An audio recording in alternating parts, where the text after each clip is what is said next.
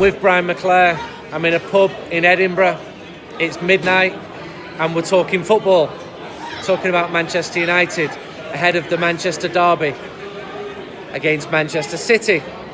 It's a huge game. It's a Manchester Derby. It's always a huge game.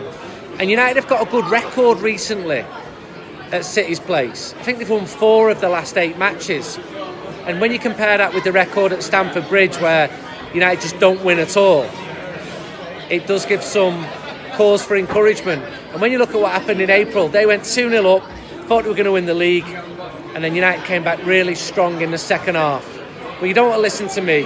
And with Brian McClare, he's not only played in Manchester derbies, he's scored in Manchester derbies. So let's just go back to November 1990, Main Road.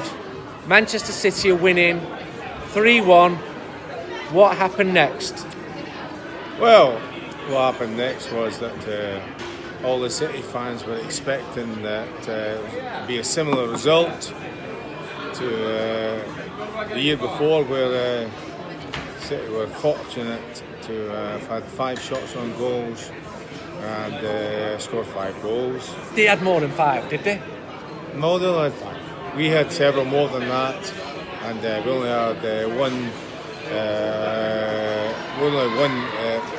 one goal from Mark Hughes, which was an amazing goal. Yeah. But I think that on that particular day that... Did United play badly in the 5-1? No, it was brilliant. We played really well. Brian. The game started off really well. Listen to it. Started really well, and the United fans spilled onto the pitch. From the North Stand?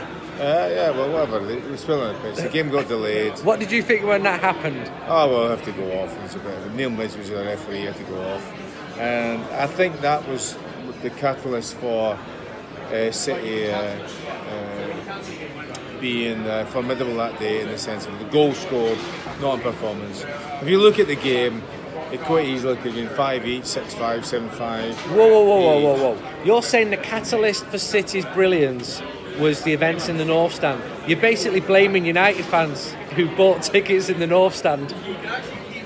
Well, they came on the pitch. I mean, they still got a ticket. They came on the pitch because disruptions were happening within that stand. What disruptions? There was a disagreement of opinions.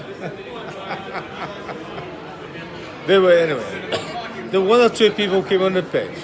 The referee at the time, he was a City fan. Was he? Decided to take the teams off the pitch.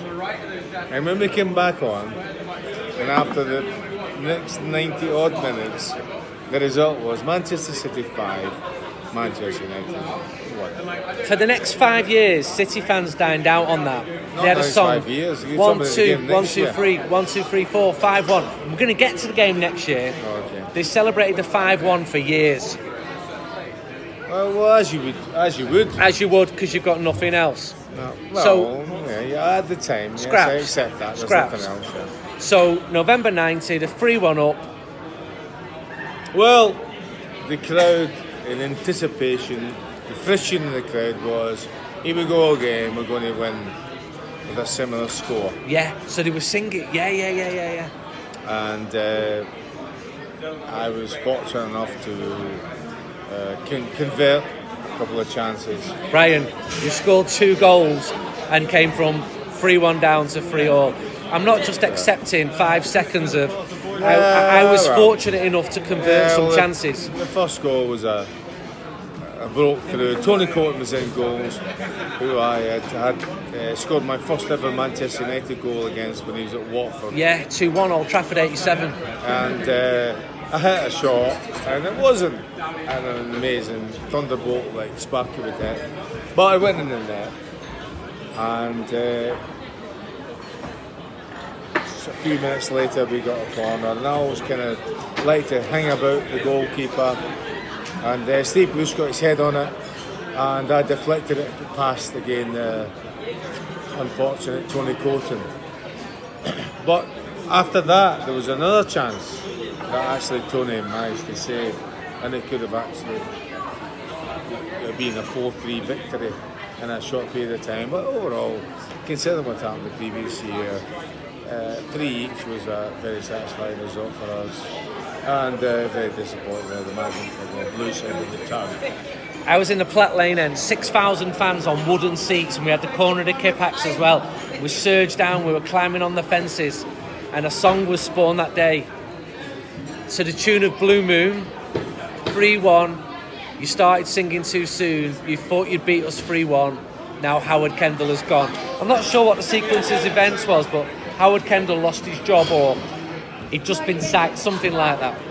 Well, I think that's a buzz. The beauty and the magnificence of the innovation of people, particularly United fans, to create a ditty tune song from circumstances at the time that would persevere for a number of weeks, number of months, or decades in a sense.